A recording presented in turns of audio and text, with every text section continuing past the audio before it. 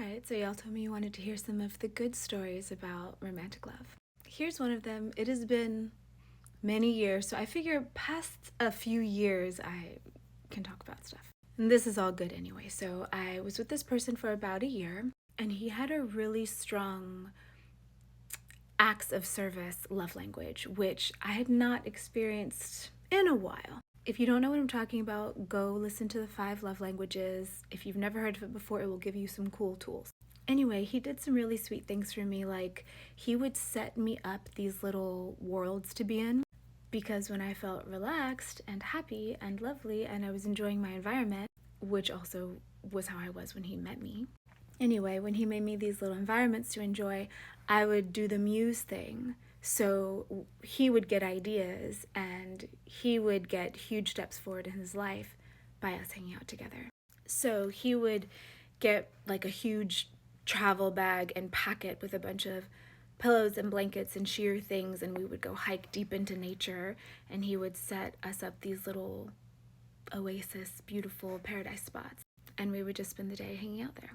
And he did this for me several times over the course of our friendship and relationship. Also, when he was trying to date me, when we were just friends and he wanted more, he did something that had never happened for me before. We were talking on the phone and I was having a rough day, just normal life rough day stuff.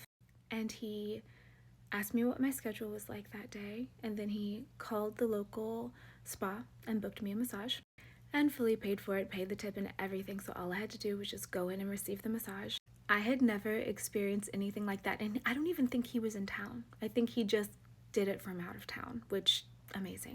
And yeah, that does like take money. I know a lot of people say, well, I don't have money to spend, I don't have money to spare, but a couple of those things did not take any money.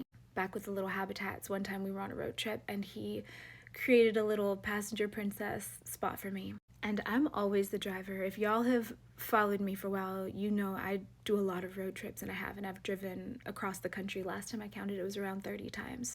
And he was a road tripper too, so we could really jam out in that way together. I've definitely had experiences with men dating me who were not road trippers, and it was hell on wheels, literally.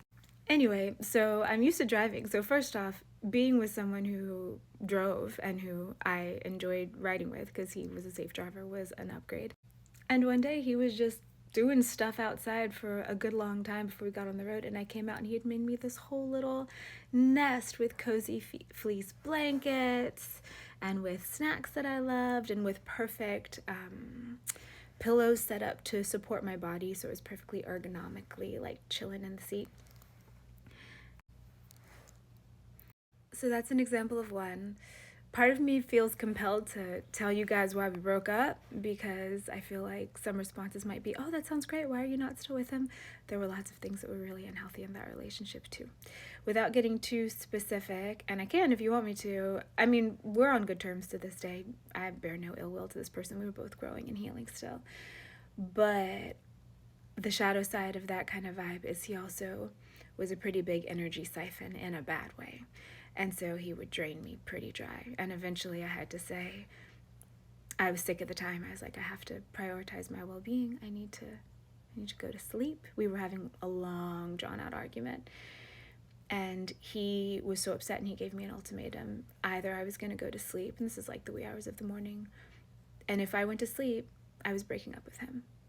And if I loved him, then I would stay up even though I was sick and I needed to sleep, obviously. And so it was very clear for me, and we'd have arguments like this a lot. There were definitely shadow sides to that relationship too, and plenty of them. And I decided this is a clear sign that this person is literally not letting me do what my body needs to do to get better. And it was probably a stupid argument over something weird, some reason that he felt insecure or one of us got triggered or something. Anyway, and so I went to sleep, and that was it. That relationship afterward, the healing of it, in fact, was what brought me to the book Emotional Alchemy. And one of the things that that book taught me, I'd highly recommend it. One of the things it taught me was when emotions are big and difficult and you can't really do anything about it, you just have to ride them through, you can just name it in your own head. Like right now, I'm feeling, I don't know, betrayed and angry and frustrated and abandoned. something about you just saying what it is in your head, which is emotional intelligence, something about you just saying it takes the edge off. So anyway, that's just one example. Those parts of the relationship that I told you earlier were beautiful and lovely, and I loved that skill that he had. And thank you guys for commenting the healthy love you guys have. I would love to hear more stories about it. And let's kind of flood the internet with this kind of stuff, because do we really need to see the bad stuff all the time to such a huge extent, especially because we're creating our reality? So let's also talk about the good stuff. Love y'all.